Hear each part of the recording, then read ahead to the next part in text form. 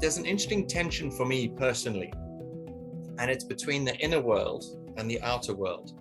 Let me assume that an organization as respected as the OECD, and of course WISE and the Trust Lab, is predominantly about economics. And you want data, you want hard data. So that's on the one side. But on the other side,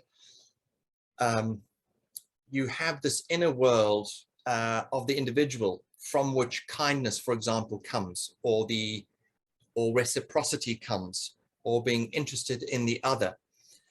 And it seems traditionally that those two worlds seem to be at odds with each other. You can't put kindness in a spreadsheet. However, in many respects, it lays the foundation for our external world. So that's a tension I see. This internal world, difficult to put in numbers, to put into the test tube, but it has such powerful and real world implications in terms of the ways institution works, inclusivity, etc., as you so well described. How is it that we can drive kindness, that profoundly human thing? Is that even such a thing, or does the OECD merely observe kindness and then look for the correlations between it and other stuff? Yeah, I mean, I must say that apart from Trust Lab, we never really we have never really done sort of any work in terms of kindness, but I can point you to actually interesting initiatives by other organizations that look at that. I mean, kindness, even if again, it's not something you will ever read in our policy recommendations, but you sort of intuitively, it is obviously part of the sort of the features that you would like to have, in some of the way public services are delivered to people. So, we're always looking, and that is something we do in the OECD, to look at the effectiveness of public policies, or in particular, the public services being delivered.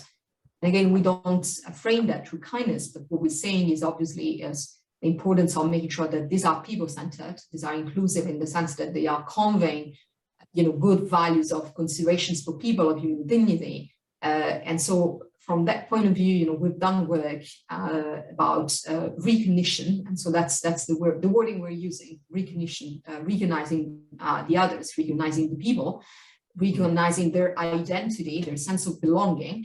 And in that sense, we can say that obviously a number of public services should be put in place really with that perspective. And actually the basic perspective that public policies and institutions are there to serve people. And so really with that very, very humble attitude of essentially delivering something that is not just useful, but is actually also there to remind the person that person is obviously a human being, and therefore needs to be considered, for what the person is entirely. And so with that very fundamental sense of recognition.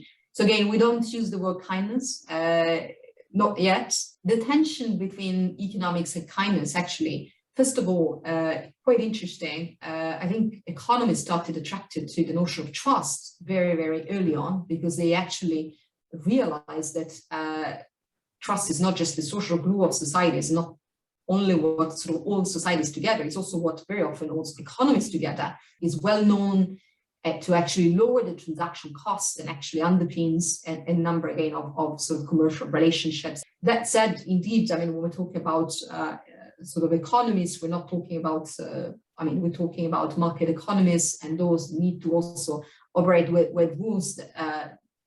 So I wouldn't think that necessarily those rules needs to embed sort of kindness.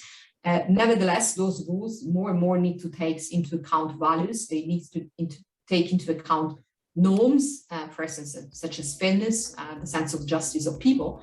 And those things actually do matter as well to shape the market results.